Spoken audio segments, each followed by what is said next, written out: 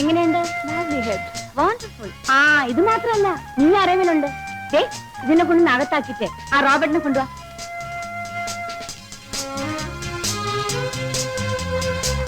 Robert ഓസ്ട്രേലിയയിൽ നിന്ന് കൊണ്ടുവന്നതാ. Great Dain. കണ്ടാ പേടിയാവുന്നു. My life is dedicated to the dog. So, that's why I told you that Shelley is a poet of rather insensitive optimism, because when I explain to you these lines, you will also can understand the kind of reflection that is given in the lines, such as the feelings that the poet says out of it all. I do not tell that... Gavaskar 30th century adichu.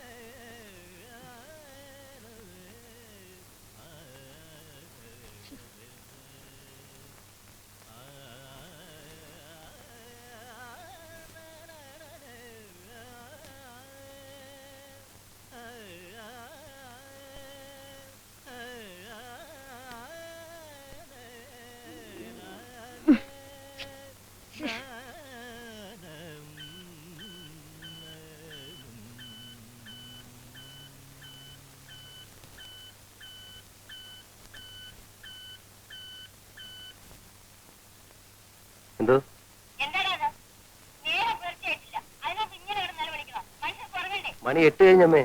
ഞാൻ രാവിലെ 5:30 മണിക്ക് ഉണർന്ന. രാവിലെ സംഗീതം കേട്ടുണരുന്നത് ഒരു രസമല്ലേ? അമ്മ എഴുന്നേറ്റുടൻ അമ്മ ഇങ്ങനെ ദേഷ്യപ്പെടരുത്. നമ്മുടെ ദേശഭക്തൻ KK കിടാവ് വന്നിട്ടുണ്ട്. അദ്ദേഹത്തിന് കേൾക്കാൻ ഞാൻ പാടിയതാണ്.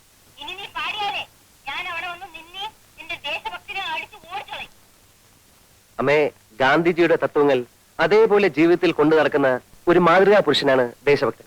അമ്മ എന്നെ എന്ത് വേണമെങ്കിലും പറഞ്ഞോളൂ, പക്ഷെ അദ്ദേഹത്തെ അടിച്ചോടിക്കുന്നൊന്നും പറയരുത്.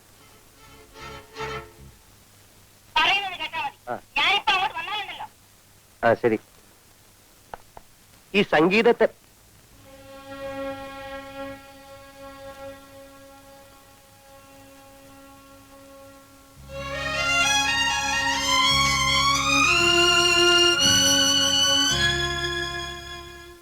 Good morning, darling. Good morning.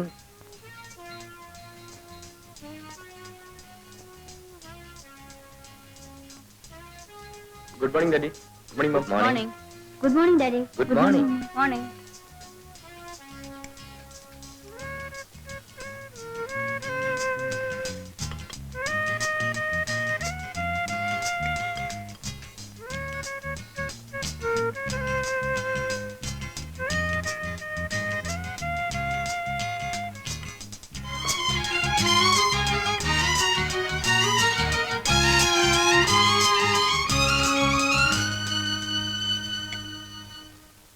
Good morning പറയടാ.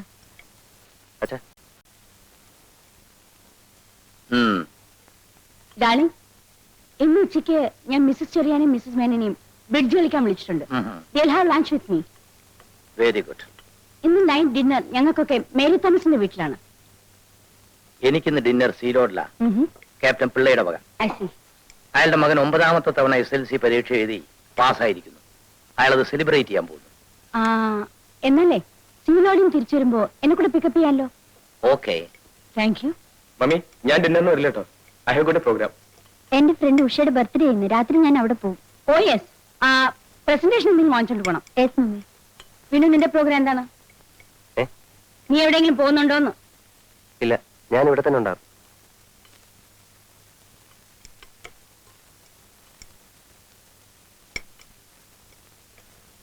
ഇവ മാത്രം എന്താ ഇങ്ങനെയായത്? ചേട്ടൻ നമ്മുടെ വീട്ടിൽ ജനിക്കേണ്ട ആളല്ല. അതെ, വല്ല നാട്ടിൻപുറത്തും ജനിക്കേണ്ടതായിരുന്നു. ഒരു മാനേഴ്സും അറിയില്ല ചേട്ടന്. എന്റെ ഫ്രണ്ട്സ് ഒക്കെ വന്നാലും ഞാൻ ചേട്ടനെ പരിചയപ്പെടുത്താതിരിക്കുന്നത്. മൂപ്പര് ആദർശങ്ങൾ പറയാൻ തുടങ്ങും. ഒടുവിൽ നമ്മൾ ചമ്മുകയും ചെയ്യും. അതെ, ചെറുപ്പത്തിലേ ശ്രദ്ധിക്കാത്തതിന്റെ തകരാറാ. എപ്പോ നോക്കിയാലും ഈ ഹാർമോണിയം വെച്ചുള്ള പാട്ടും പിന്നെ വായനയും.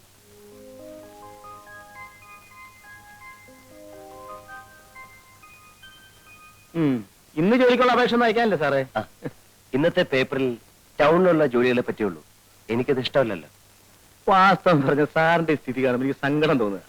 വീടിന് വീട്, കാറിന് കാറ്, പണത്തിന് പണം, ബിസിനസ് നോക്കാനാണ് സ്വന്തം ഫാക്ടറി. ഇത്രയും സൗകര്യങ്ങളുള്ളപ്പോ സാർ ഇങ്ങനെ ജോലിക്ക് അപേക്ഷിക്കേണ്ട വല്ല കാര്യമുണ്ടോ? മനസ്സിന് ഇഷ്ടപ്പെട്ട ജോലി വേണ്ട ചെയ്യാൻ ശങ്കരൻകുട്ടി. പിന്നെ സാറിന് ഇപ്പൊ ജോലി ചെയ്തിട്ടുണ്ട് ജീവിക്കാൻ. എനിക്ക് കഴിയുന്നതും സ്വന്തം അധ്വാനം കൊണ്ട് ജീവിക്കാനാണ് ഇഷ്ടം. ഡിഗ്രി എടുത്തതും ജോലി കിട്ടാൻ സാധ്യതയുള്ള കോഴ്സൊക്കെ പാസ്സായതും അതിനുവേണ്ടിയാണ്. എന്നാലും ഒരു കുടുംബത്തിന് ഒരാൾ മാത്രം ഇങ്ങനെ ആയത് എനിക്ക് മനസ്സിലാക്കാൻ പറ്റാത്തത്. അച്ഛനും അമ്മയ്ക്കും ഡിന്നറും ക്ലബ്ബും, അനിയന് ഡിസ്കോ, അനിയത്തിക്ക് ക്രിക്കറ്റ്, ചേട്ടച്ചാർക്കാണെങ്കിൽ മഹാത്മാഗാന്ധിയുടെ കുറെ പുസ്തകങ്ങളും ആദർശങ്ങളും വാത്മീകവും. വാത്മീകമല്ല, ആത്മീകം. അത് തന്നെ ഞാൻ പറഞ്ഞേ. ഇത്രയ്ക്കായ നിലയ്ക്ക് വല്ല രാഷ്ട്രീയ പാർട്ടിയിൽ ചേർന്നിരുന്നെങ്കിൽ അതൊരു ഗുണായനെ. ഇത് അതുമില്ല. അല്ല, ഞാൻ അറിയാണ്ട് ചോദിക്കുക, ഈ ജീവിതത്തിന് എന്താ ഒരു സുഖമുള്ളൂ സാറേ? ശങ്കരൻകുട്ടിക്ക് അത് മനസ്സിലാത്തോണ്ട്. ഈ പട്ടണത്തിന്റെ ചായം തേച്ച മുഖങ്ങൾ കണ്ട് ഞാൻ മടുത്തു. എന്നും ഒച്ചയും ബഹളവും ആത്മാർത്ഥയില്ലായ്മയും. എനിക്കിഷ്ടം ഗ്രാമത്തിന്റെ ശാന്തതയെ. പച്ചപിടിച്ച പാടങ്ങൾ, നിറഞ്ഞൊഴുകുന്ന പുഴകൾ, തണുത്ത കാറ്റ്. ആ ഒരു സുഖം വേറെ എവിടെ കിട്ടി ശങ്കരൻകുട്ടി? സാർ ഒരു തത്വം കേട്ടിട്ടുണ്ടോ? എന്താ? എറിയാനറിയുന്നവന്റെ കയ്യിൽ ദൈവം വടി കൊടുക്കില്ല എന്ന് വെച്ചാല്? വടി. ആ. അതായത് ദൈവം ആ. വടി എന്ന് വെച്ചാൽ ദൈവത്തിന്റെ വടി. ശങ്കരൻകുട്ടി. എന്തോ? ഞാൻ പോരാട്ടോ. എന്തോ? ഞാൻ എവിടെയായിരുന്നു? ഓഫീസ് പോകുന്ന സമയത്ത് കാറിനടുത്ത് വയ്ക്കണമെന്ന് പറഞ്ഞിട്ടില്ലേ? സാർ, ഞാൻ അവിടെ വിനയ സാറിന്റെ അടുത്ത്. വിനയ സാറിന്റെ അടുത്ത്? സാറിന്റെ ഓരോ വേഗം വണ്ടി എടുക്ക്. സാർ.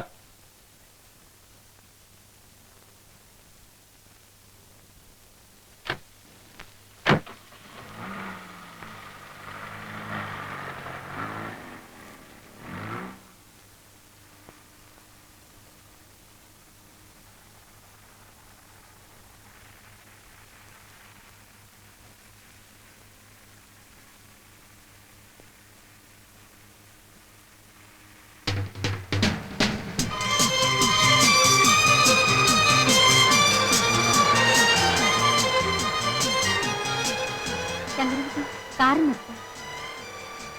കോളേജ് ആയില്ലല്ലോ മോളെ. ഇല്ല ഡാഡി, ഒരു ഫ്രണ്ടിന്റെ വീട്ടിൽ പോകണം. ഒരു ബുക്ക് വാങ്ങിയിട്ടാണ് കോളേജിൽ പോകും. ഓ ശരി, വണ്ടി വിടും. ബൈ.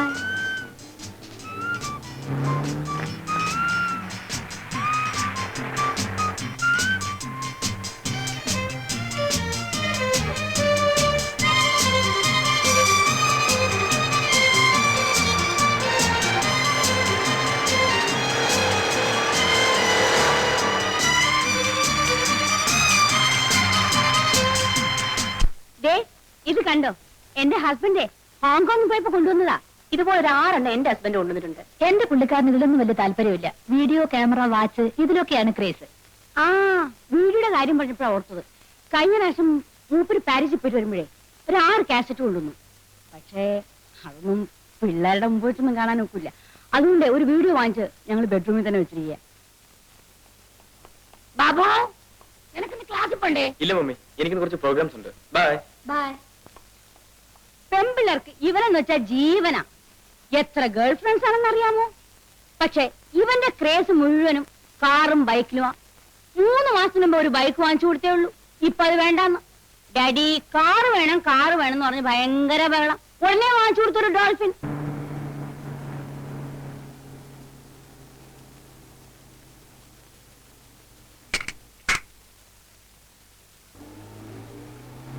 അയ്യ, ബോസ്കോ ആൻഡ് കമ്പനിക്കുള്ള ചെക്ക് അയച്ചോ? അത് ഇന്നലെ തന്നെ അയച്ചു സാർ. ഗുഡ്. ഒരു ദുഃഖമുണ്ട് സാർ. എന്താ? യൂണിവേഴ്സിറ്റി കോളേജ് പ്രിൻസിപ്പൽ സാറിന്റെ ഫ്രണ്ട് അല്ലേ? അതെ, അതിനാണോ ദുഃഖം? അല്ല സാർ, എന്റെ മകൻ ആദിശേഷനെ പ്രിൻസിപ്പൽ സസ്പെൻഡ് ചെയ്തു. അവനെ തിരിച്ചടക്കാൻ ഒന്ന് റെക്കമെൻഡ് ചെയ്യണം സാർ. പഠിക്കാഞ്ഞിട്ടില്ലേ സസ്പെൻഡ് ചെയ്തത്? അല്ല സാർ, അവൻ നന്നായി പഠിക്കും. പിന്നെ അവന്റെ കൂട്ടുകാർ എന്തോ വികൃതി കാണിച്ചു. പ്രിൻസിപ്പൽ അവനെയും ചേർത്ത് പിടിച്ചു. ലുക്ക് ഹിയർ അയ്യ, കുട്ടികളെ വളർത്താൻ പഠിക്കണം. കൂട്ടുകെട്ടാണ് മനുഷ്യനെ ചീത്തയാക്കുന്നത്. എന്റെ മകനും അതേ കോളേജിലല്ലേ പഠിക്കുന്നത്. ഇന്ന് വരെ ഒരു കംപ്ലൈന്റും അവനെ പറ്റി എനിക്ക് കിട്ടിയിട്ടില്ല. എന്തുകൊണ്ട്? ഞാൻ അവനെ അങ്ങനെയാണ് വളർത്തുന്നത്. You get my point. പഴയ കൂട്ടുകെട്ടുകളെല്ലാം ഉപേക്ഷിച്ച് എന്റെ മകനെ പോലുള്ളവരുടെ ഫ്രണ്ട് ആകാൻ പറയണം.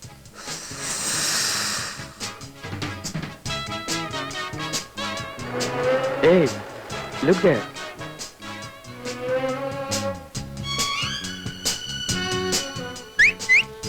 ഏയ് മൈൻഡ് ചെയ്ത് പോകണോ?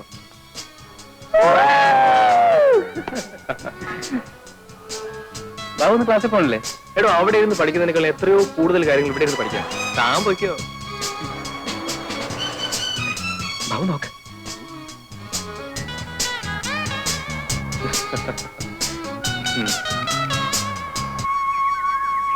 അല്ല ഒന്ന് ചോദിച്ചോട്ടോ, നമ്മുടെ ആ രാപ്പാടിപ്പറമ്പില് രാരിച്ചെന്നേരെ വീട് ഏതാ? ചെറുക്കന്റെ സ്വഭാവം നന്നായിരിക്കും, സാമാന്യം വിദ്യാഭ്യാസം വേണം, ആര് കണ്ടാലും അയ്യേന്ന് പറയിപ്പിക്കരുത്, പിന്നെ തറവാട്ടുകാരനായിരിക്കണമല്ലോ. ഇതിനെല്ലാം പുറമെ ഒരു പെൺകുട്ടിയെ വെച്ച് പൊറപ്പിക്കാനുള്ള ത്രാണി ഉണ്ടായിരിക്കണം. അത്രയല്ലേ ഒരു ചെറുപ്പക്കാരന് ആവശ്യമുള്ളൂ. ഞാൻ അങ്ങനെ അതിമോഹമുള്ളവനൊന്നും അല്ല. പ്രഭാകരന്റെ കാര്യത്തിൽ ഒന്നും പേടിക്കാനില്ല. ആ. 30 വിളയുന്ന 2 ഏക്കർ നിലപ്പറവുണ്ട്, തെങ്ങും പറമ്പുണ്ട്, കൊപ്ര കച്ചവടമുണ്ട്, നല്ല എണ്ണം പറഞ്ഞ 4 കറവ് പശുക്കളുണ്ട്. ഇതിൽ കൂടുതൽ രാരിച്ചെന്നാരുടെ മകൾക്ക് നല്ലൊരു ബന്ധം കിട്ടാനില്ല.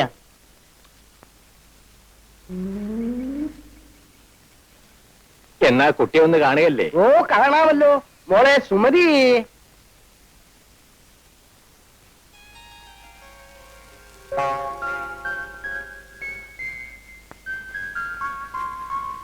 അച്ഛന്റെ പൊന്നുമോളിന്ന് വാ. ഓ, ഇവളുടെ ഒരു കാര്യം. ആള് പീക്കിരിയാണെങ്കിലും അവളുടെ ഒരു നാളം കണ്ടില്ലേ? ഇതാണ് എന്റെ ഏറ്റവും ഒടുവിലത്തെ ലാസ്റ്റ്. സുശീലേ, ഇനി മോളിന്ന് വാ. വാ, അച്ഛന്റെ തങ്കക്കട്ടി ഇങ്ങ് വാ. ഇവളാണ് ഇതിന് നേരെ മൂത്തത്. സുഷ്മേ, വരൂ വരൂ വരൂ. സുഷമ, സുഗു, സുധാകരൻ. ഇത്, ഇതിന്റെ മേലെ ഇത്, ഇതിന്റെ മേലെ ഇത്, ഇതിന്റെ മേലെ ഇത്.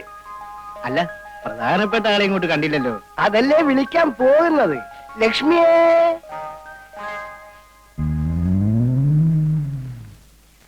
ഇതാണ് എന്റെ ഭാര്യ, കുട്ടികളുടെ അമ്മ. നമ്മൾ കല്യാണത്തിന് ആലോചിക്കുന്ന കുട്ടിയെ വിളിക്കൂ രാരിച്ചെന്നേരെ. വിളിക്കാം. ലക്ഷ്മി, ഇവിടെ കൊണ്ടുപോയിട്ട് അവളെ എങ്ങ് അയക്കൂ. ആ, കുട്ടികളെല്ലാം പൊക്കോളൂ പൊക്കോളൂ. എണീരടാ അവിടെ, മടി കയറിയിരിക്കാൻ കണ്ട നേരം. അങ്ങോട്ട് ചെല്ലടി, അവർ നിന്നെ പിടിച്ചു തിന്നത്തൊന്നുമില്ല. നിന്നെ കാണാൻ വേണ്ടി വന്നതാണെന്നേ.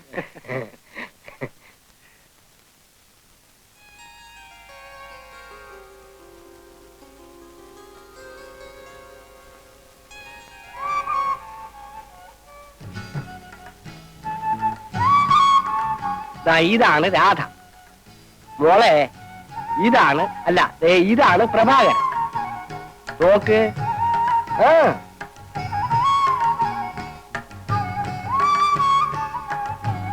നാണം കൊണ്ടാ.